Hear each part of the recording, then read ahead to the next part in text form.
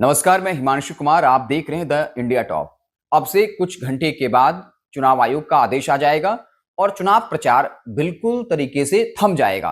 पहला चरण का चुनाव होना है, 6 तारीख को वोटिंग डाली जानी है।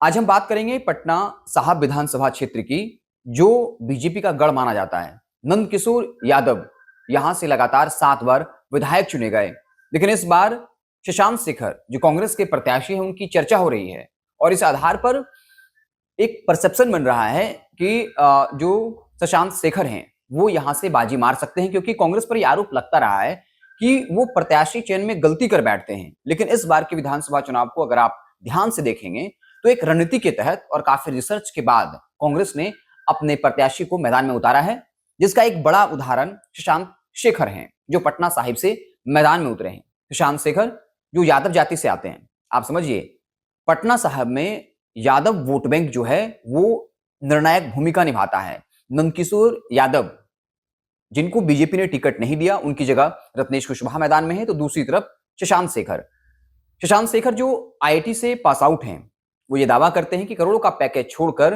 वो पिछले 3 साल से पटना साहब क्षेत्र में काम कर रहे हैं। शशांक शेखर की जो सबसे बड़ी क्वालिटी है वो ये है कि वो इजिली कम्युनिकेट कर पाते हैं, चाहे वो युवा हो, बुजुर्ग हो या महिलाएं हों, और वो मुद्दे की बात कर रहे हैं। कई ऐसे युवा हैं जो आगे तैयारी करना चाहते हैं, वो उनके पास आते हैं तो उनको आगे की राह बताते हैं, फिर ये बताते हैं कि यहाँ के मंडी को कैसे विस्तार दिया जाए। बेसिक इश्यूज जो आप कह सकते हैं, वो शशांक शेखर अपने क्षेत्र वासियों के साथ जो है कम्युनिकेट कर रहे हैं।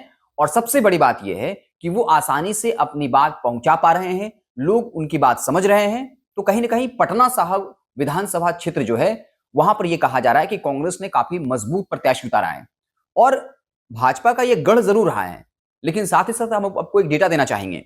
2015 का एक डेटा है, नंदकिशोर यादव को 88,000 वोट आए थे। वहीं संतोष मेहता जो आरजेडी से मैदान में थे, उनको 85,316, मतलब 3,000 वोटों का अंतर रहा था। 2020 में जरूर यह फासला बढ़ा, 97,000 लगभग वोट जो है वो नंदकिशोर यादव को आए और कांग्रेस प्रत्याशी प्रवीण सिंह को जो है 79,392 वोट, वही 15 से 20,000 वोटों का फासला रहा। इस बार यह कहा जा रहा है कि नंदकिशोर यादव जो हैं वो इस वक्त चुनावी मैदान में नहीं है और यादव जो जाति है वो एक बड़ी निर्णायक भूमिका निभाता है। उसके अलावा शशांक शेखर जो है वो हर धर्म और हर जात के लोगों से मिल रहे हैं और ये मैसेज तो कन्वे कर दिया है कि वो पढ़े लिखे हैं और जो क्षेत्र के जो बेसिक इश्यूज हैं उसके बारे में बात करते हैं। वहां एक पहाड़ी इलाका है, हाईवे, उस इलाके में हाईवे के पास जो है 25 से 30 घटनाएं लगभग महीने में हो जाती है, कुछ लोगों की मौत भी हो जाती है।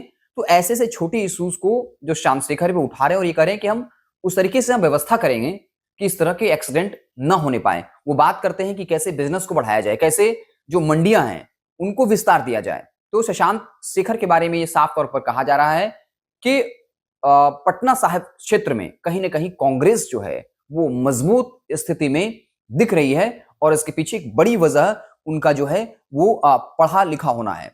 तो साफ तौर पर जो शशांक शेखर हैं उनका पलड़ा पटना साहिब में भारी दिख रहा है और बीजेपी का गढ़ ये जरूर रहा है। 35 साल से नंदकिशोर यादव जो है वहां चुनाव जीतते रहे हैं, लेकिन वोटों का अंतर बहुत ज्यादा ऐसा नहीं है जिसको पाटा नहीं जा सके। और इस बार जो है शशांक शेखर ने अपनी पूरी ताकत लगा दी है। और सबसे बड़ी बात है कि अगर उनके अपोजिशन में जो है, यानी जो रत्नेश कुशवाहा हैं, वो जिस तरीके से जनता से संवाद कर रहे हैं और शशांक शेखर जिस तरीके से लोगों से जाकर संवाद कर रहे हैं, दोनों में आपको बेसिक डिफरेंस दिख जाएगा। उनके बातचीत करने के अंदाज से ये लग जाता है कि वो पढ़े लिखे हैं, आईआईटी से पास आउट हैं। इस वजह से उनको लेकर एक परसेप्शन ये बन रहा है कि शशांक शेखर अगर चुनाव जीतते हैं तो पटना साहिब के लिए शायद कुछ बेहतर हो पाए। और नंदकिशोर यादव वाकई में स्टैब्लिश नेता थे, विधानसभा अध्यक्ष भी रहे, मंत्री रहे, भाजपा में उनका एक भौकाल था आप कह सकते हैं। लेकिन रत्नेश कुशवाहा के समकक्ष में अगर आप देखेंगे, शशांक शेखर का आईटी ग्रेजुएट होना, युवाओं से सीधा कम्युनिकेट करना, जितना वो नई पीढ़ी के युवाओं से कम्युनिकेट करने में कंफर्टेबल हैं, उतनी ही आसानी से वो गांव की महिलाओं से बातचीत कर लेते हैं। और नेता की सबसे बड़ी क्वालिटी यही होती है कि आप अपने बात से, अपने व्यवहार से कितना लोगों को जीत पाते हैं।